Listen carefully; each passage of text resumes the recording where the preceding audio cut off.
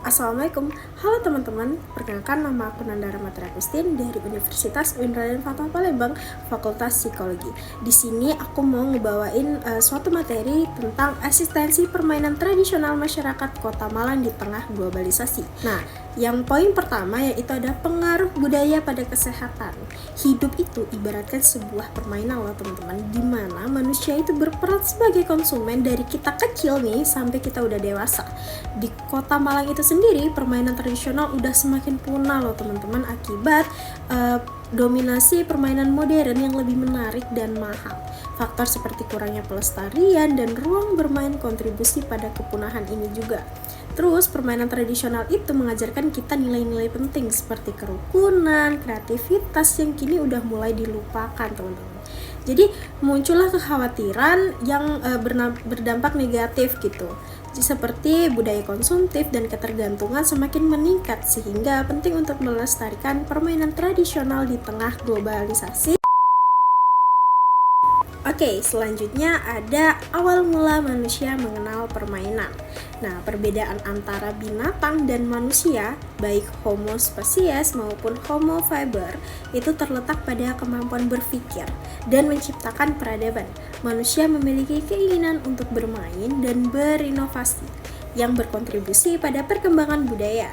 Sejak kita bayi, manusia itu diperkenalkan pada permainan sebagai sarana eksplorasi dan interaksi yang membantu mengenal lingkungan dan menjadi bentuk ekspresi diri.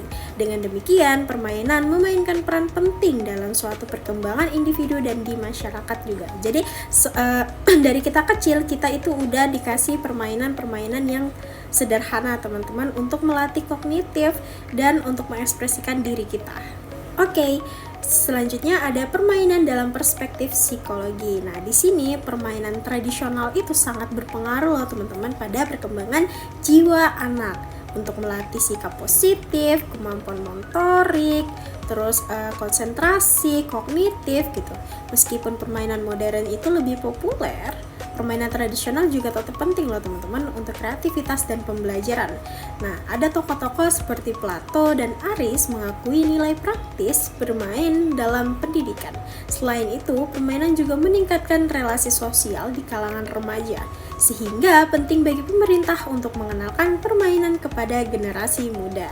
Oke, next, itu ada penelitian ini menunjukkan bahwa permainan tradisional di Kota Malang mengalami penurunan signifikan teman-teman akibat dominasi permainan yang semakin modern. Meskipun permainan modern lebih populer dan mudah untuk kita akses, tapi permainan tradisional itu memiliki nilai budaya yang penting dan dapat mengajarkan kerjasama, etika, dan kreativitas kita. Upaya pelestarian ini dilakukan oleh berbagai pihak termasuk lomba permainan tradisional dan pengenalan budaya di sekolah. Namun, tantangan seperti berkurangnya lahan untuk permainan dan kurangnya perhatian pemerintah terhadap permainan tradisional menjadi hambatan.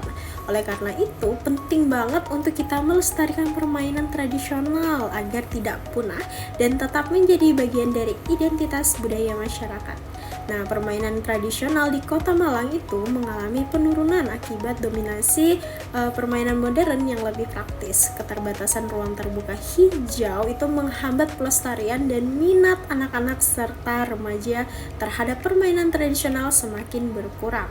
Untuk melestarikannya, pemerintah itu perlu menyediakan ruang terbuka hijau yang mendukung akses dan praktik permainan tradisional tersebut.